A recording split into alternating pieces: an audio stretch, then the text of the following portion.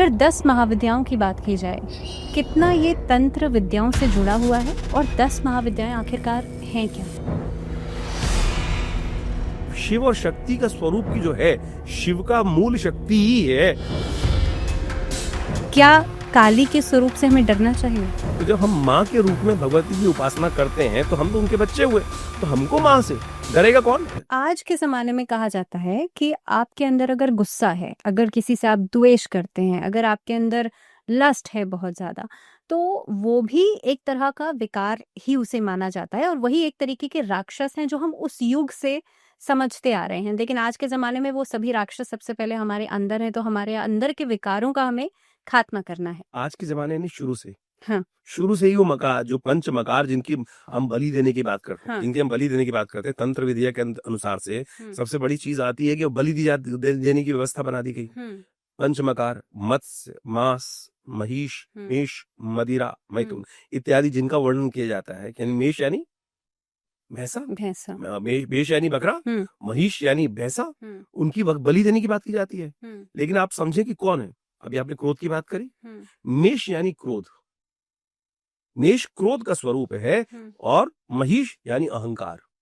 हुँ। दो बकरों की लड़ाई देखी आपने? कई बार टीवी पे देखी होगी कि सिर फोड़-फोड़ के हुँ। ऐसे लग रहे होते हैं, और वो सिर आपस में गुस्से में एक दूसरे पे वर्चस्व दिखाने के लिए, हुँ। वर्चस्व दिखाने के लिए वो भेड़ जो आपस में बकरे लड़ रहे होते हैं सिर फोड़-फोड़ के। तो मेष साक्षात जो स्वरूप है वो क्रोध का स्वरूप है। हुँ। महिष जो भैंसा है वो अहंकार स्वरूप है। अहंकार अगर कहीं चल रहा हो, रास्ते में खड़ा हो जाए, तो बिल्कुल वो चाहे बस आ रही हो चाहे कुछ हो, वो नहीं हटेगा, चाहे कट जाए वो कटेगा नहीं। तो महिष, तो ये वास्तविक तौर पे अहंकार जो अंदर बैठे हैं, जब तक इनकी आहुति नहीं दोगे।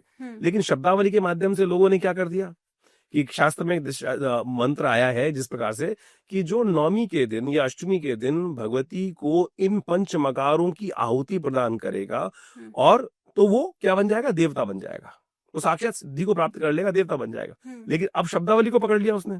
अब शब्दावली को पकड़ लिया तो मत्स्य, मांस, महिष, मेष, मदिरा इत्यादि सब कुछ भगवती को अर्पित कर दिया। मदिरा का मतलब काम, ठीक है ना? महिष का मतलब आपको अहंकार बता दिया। और मोह, आपका सबसे ज्यादा मोह जो है मांस से है ना। अगर कोई कहे कि ये मांस काट के दे दो, अभी आजकल ऑर्गन डोनेशन की बात चलती है। हाँ। अगर कोई डरने की बात करते हैं, सबसे पहले कहेंगे मैं कैसे अपना अंग दे दूं। सबसे ज्यादा मोह व्यक्ति को है तो अपने शरीर के साथ मोह है ना, और वो डोनेट करके तैयार नहीं है, दान करने का तैयार नहीं है, तो कहां से वो कर देगा किस तौर पे? तो यहाँ सबसे बड़ी वो चीज समझाई जाती है कि ये पंचमकार कुछ और थे। लेकिन आज शब्दावली के माध्यम से समाज के अंदर बहुत सारा व्यभिचार हुआ, गलत हुआ, लोगों ने उसको मिस इंटरप्रिटेशन किया और उसको गलत तरह से उपयोग कर लिया, और फिर लोगों ने भयावह वातावरण बनाने का प्रयास कर दिया। ब्लफिंग का धंधा बहुत बड़ा चलता है कि भाई ये काम तुम्हारा कोर्ट में केस चल रहा है, मैं ये तंत्र का प्रयोग कर देता हूँ शत्रु विनाश करने के लिए। जैसे बगलामुखी का प्रयोग आमतौर पे लोग आते हैं, ये मुकदमा चल रहा है, मुकदमे में हमारी हार होने वाली है और जज साहब हमारे खिलाफ ऑर्डर देने वाले हैं, और वो क्या कहते हैं कि हम बगलामुखी का प्रयोग करवा दो।